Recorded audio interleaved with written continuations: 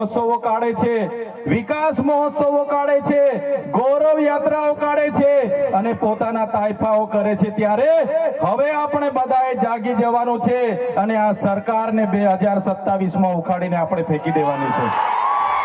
જય આદિવાસી, જય જોહાર, ઉલ ગુલાન, ઉલ ગુલાન, ઉલ ગુલાન, जिंदाबाद बोलो, जिंदाबाद। पाछड़ वाला भाईओ भूख लागी छे के શું? થાકી ગયા કે શું? ઉલ ગુલાન, ઉલ ગુલાન, ઉલ ગુલાન। સૌપ્રથમ તો 150મી જનનાયક બિરસા મુંડાજીની જન્મ જયંતિમાં અહીં મંચસ્થ ઉપસ્થિત બધા જ લોકો બોલે એવા છે, પણ એ બધા જ આગેવાનોને હું ક્ષમા માંગુ છું કે સમયની મર્યાદામાં અને જે પ્રકારના કાર્યક્રમો છે એ પ્રકારના કાર્યક્રમોને ધ્યાને રાખીને તમને બોલવાની જે આયોજક મિત્રોએ તમારા વતી અમને સૂચવેલું છે તો બધાને વિનંતી કરું છું, બધા સહયોગ આપજો। સાથે સાથે મંચસ્થ તમામ આગેવાનો, મારા સાથી સિનિયર ધારાસભ્ય અને હર હંમેશ સંઘર્ષશીલ એવા આનંદભાઈ પટેલ સાહેબ માટે જોરદાર તાળીઓ પાડી લઈએ।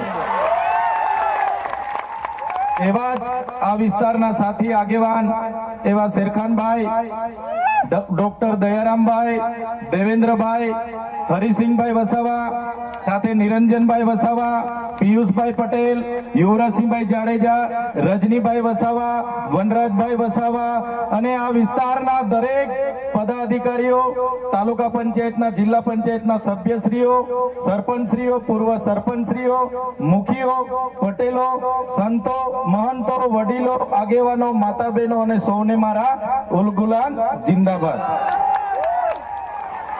સાથીઓ, બિરસા મુંડાની વાત આગળના આપણા વક્તા આનંદભાઈએ કરી। એમનો જન્મ 1875માં ખૂંટી જિલ્લાના ઉલહતુ ગામમાં થયો। એક સામાન્ય પરિવારમાંથી એમણે તે વખતે જોયું કે અંગ્રેજો દ્વારા આપણા આદિવાસીઓની જળ, જંગલ, જમીન પર તરાપ મારવામાં આવે છે, આદિવાસીઓ પર કરવેરા નાખવામાં આવે છે અને 1899માં મુંડા વિદ્રોહ અંગ્રેજો સામે થયો। એની નેતાગીરી બિરસા મુંડાજીએ લીધી અને એમાં એમની ધરપકડ કરવામાં આવી। ઘમાસણ યુદ્ધો થયા, એક બાજુ તીરકમઠા ભાલા, એક બાજુ ગોળીબાર થયું અને એમને જેલમાં પૂરવામાં આવ્યા અને માત્ર 25 વર્ષની ઉંમરમાં જેલમાં એમનું મૃત્યુ થયું અને સેનામાંથી મૃત્યુ થયું છે એના આજ દિન સુધી કોઈ પુરાવા આપણને મળ્યા નથી। ત્યારે સાથીઓ, આ બિરસા મુંડાનો ધ્યેય આદિવાસી સ્વાયત્ત રાજ, આદિવાસી સ્વતંત્ર રીતે સ્વમાન શેરની જેમ જીવે એવો ધ્યેય હતો। તમને ને અમને બધાને ઇતિહાસમાં ભણાવવામાં આવ્યો। ઉત્ક્રાંતિવાદ, ચાર્લ્સ ડાર્વિનના ઉત્ક્રાંતિવાદના સિદ્ધાંતોમાં જણાવવામાં આવ્યું કે જ્યારે આ પૃથ્વી પર માનવી સભ્યતાનું ઉત્પન્ન થયું ત્યારે આદિમાનવ તરીકે સૌપ્રથમ પૃથ્વી પર આદિવાસીઓ આવ્યા। શરૂઆતમાં પેડાની શોધ થઈ, અગ્નિની શોધ થઈ, ધાન્યની શોધ થઈ, ખેતીની શોધ થઈ અને બધા ખેતીની શોધની સાથે સાથે પરિવારો સાથે રહેતા થયા। પરિવારો સાથે રહેતા થયા એટલે નાના નાના ગામો, નાના નાના કબીલાઓ બન્યા અને એ કબીલાઓના મુખીઓ બન્યા, સરદારો બન્યા અને શાંતિથી પ્રકૃતિ સાથેનું એમનું જીવન ચાલુ હતું। એ દરમિયાન આ દુનિયામાં સંપત્તિ માટે લડાઈ થઈ, સત્તા માટે લડાઈ થઈ, સ્ત્રીઓ માટે લડાઈઓ થઈ અને એમાં એ લોકોની જે સભ્ય સંસ્કૃતિ પોતાને માનનારા સમાજ દ્વારા આદિવાસી સમાજના એક કબીલાઓ પર આક્રમણો થયા। સામદામ દંડભેદ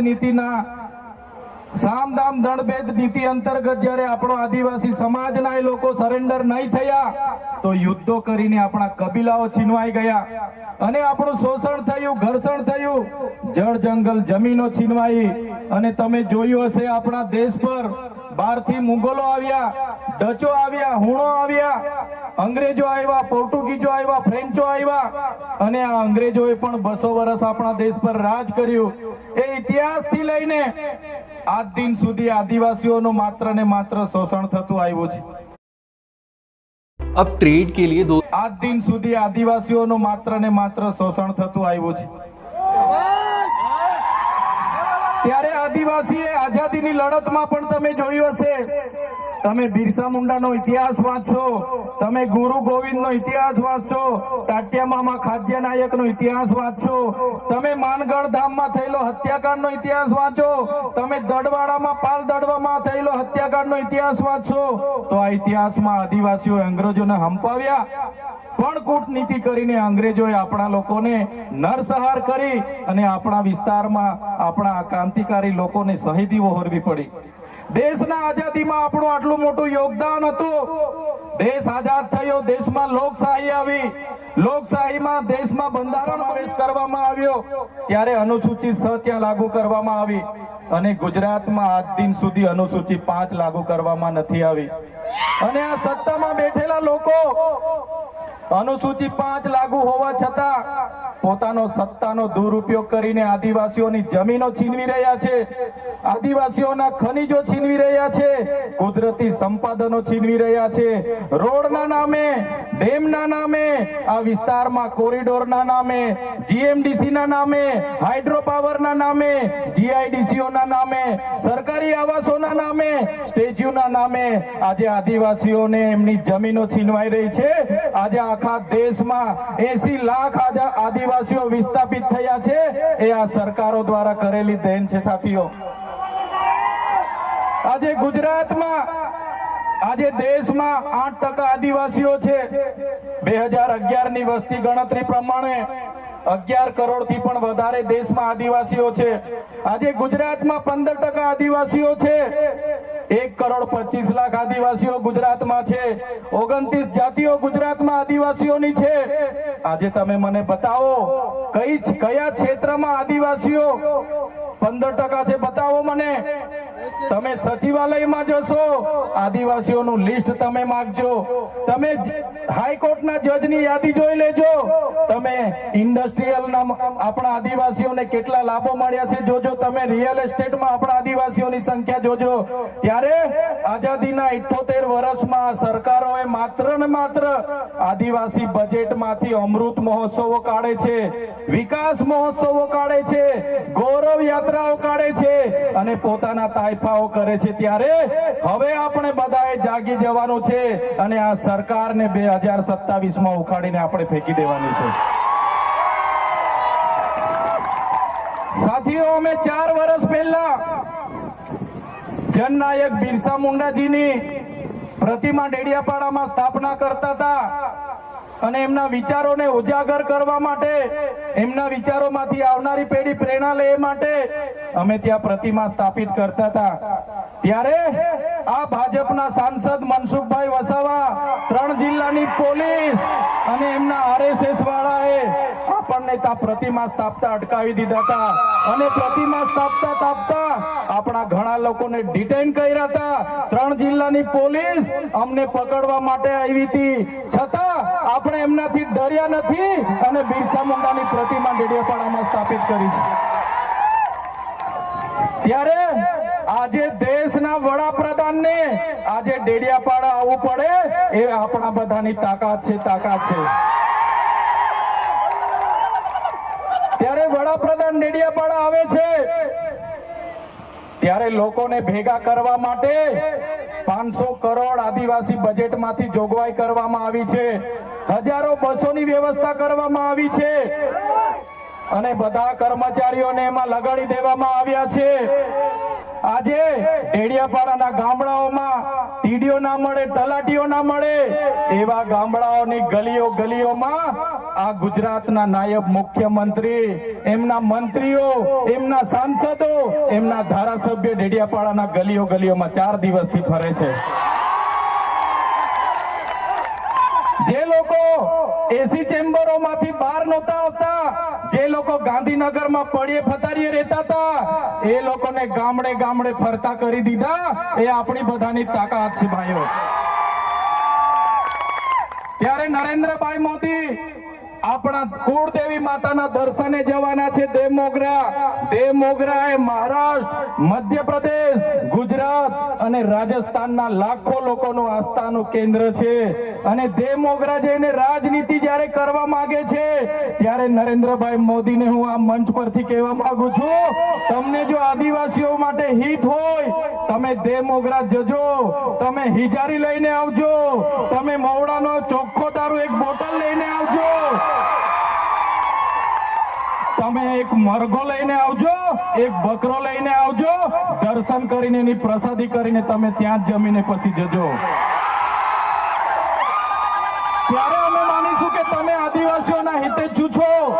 તમે આદિવાસીઓ માટે આજ દિવસ સુધી તમે 24 વર્ષથી રાજનીતિમાં છો, આગળ મુખ્યમંત્રી હતા, હમણાં વડાપ્રધાન છો.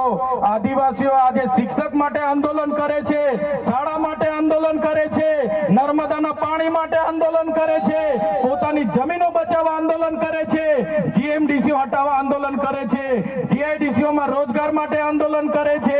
ત્યારે નરેન્દ્રભાઈ મોદીજીને કહેવા માંગુ છું, હવે અમે લડેંગે, જીતેંગે, જિંદાબાદ, મુર્દાબાદ, આવેદન નિવેદન કરવા માંગતા નથી.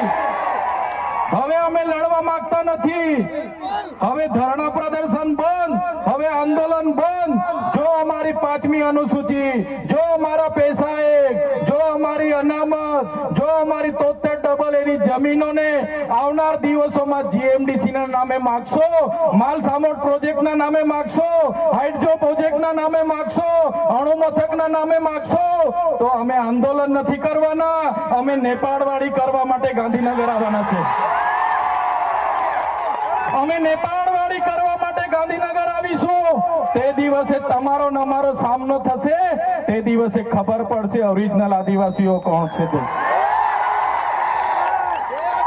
ત્યારે કેટલાક મીડિયા વાળા મિત્રોએ મને પૂછ્યું, તમારા ડેડિયાપાડામાં નરેન્દ્રભાઈ મોદી આવે છે, તમારું બધું પૂરું થઈ જાય. ત્યારે મેં મીડિયા વાળાને મિત્રોને કીધું, નરેન્દ્રભાઈ મોદી આવીને જાય પછી એમના મિત્ર ડોનાલ્ડ ટ્રમ્પને પણ લઈ આવજો, અમારા લોકોને ક્યાંય ફેર પડવાનો નથી. હવે અમારા લોકો જાગી ગયા છે, અધિકારોની વાત કરીએ છીએ. સંવિધાન અધિકારો અમને આપો, સામાજિક અધિકારો આપો. અમને જે મળેલી અમારા અધિકારોની વાત અમે કરીએ છીએ ત્યારે અમને ખબર પડી ગઈ કે આદિવાસી સમાજ હવે જાગૃત થયો છે. ત્યારે બિરસા મુંડાના રથ જ્યારે લઈને ફર્યા, એમના મંત્રી તંત્રી મારું નામ લઈને મને ગાળ બોલે કે પેલો ચૈતર વસાવો અહીંયા આવે છે, આમ કરે છે, તેમ કરે છે, ફલાણું કરે છે, ઢીકડું કરે છે. એ મંત્રીઓને પણ કહેવા માંગુ છું, એ પ્રદેશ પ્રમુખને પણ કહેવા માંગુ છું, ચૈતર વસાવાને ગાળ બોલવાથી અમારા આદિવાસીઓનું ઉત્થાન નથી થવાનું. તમે આદિવાસીને ઉત્થાનની વાત કરો. મને ગાળ બોલવાથી અમારા લોકોનો જો વિકાસ થઈ જવાનો હોય તો હું દરરોજ તમારી ઓફિસે તમારી ગાળ ખાવા માટે પણ તૈયાર છું. સાથીઓ, અમે આનંદભાઈ સાથે વિધાનસભામાં લડીએ, રોડ પર લડીએ, સદન પર લડીએ અને આદિવાસીઓની ન્યાયની વાત કરીએ, અધિકારની વાત કરીએ. આ લોકોને ગમતું નથી. આનંદભાઈ પર અનેક કેસ થાય, મારા પર અનેક કેસ થાય, અમને જેલોમાં નાખવામાં આવે, પણ અમે આ સરકારની જેલોથી અમે ડરવા વાળા લોકો નથી, અમે લડવા વાળા લોકો છે. સાથીઓ, આ મંચ પરથી કહેવા માંગીએ છીએ, આ ચૈતર વસાવાના, અનંત વસાવાને જ્યારે સમાજની જરૂર પડશે અમે આ ધડ ધરવા માટે પણ તમારી સાથે તૈયાર છે. આ ધડ ધરવા માટે પણ અમે સમાજ માટે તૈયાર છે. એક ગુજરાતના મુખ્યમંત્રી ભૂપેન્દ્રભાઈ પટેલ, એક ગુજરાતના ઉપમુખ્યમંત્રી હર્ષભાઈ સંઘવીની પોલીસમાં પાણી નથી કે આ ચૈતર વસાવાના આનંદ પટેલને હેરેસ કરી શકે. ત્યારે સાથીઓ, જાગવાની જરૂર છે. આગળ ડોક્ટર સાહેબે કીધું, આપણી જે મૂળ સંસ્કૃતિ છે આપણે ભૂલી ચાલ્યા. આપણો નંદરિયો દેવ, આપણો ગામનો હિમારિયો દેવ, આપણો વાઘ દેવ, ગોવાળ દેવ, આપણો કાળિયો ભૂત, આપણે ધરતી માતાને પૂજનારા, આપણે નદી નાળાને પૂજનારા, આપણે ચંદ્ર અને સૂર્યને પૂજનારા, આપણે પ્રકૃતિના પૂજક તરીકે છે. ત્યારે જન્મ મરણની વિધિ, લગ્નની વિધિ આપણે ભૂલી ચાલ્યા છે.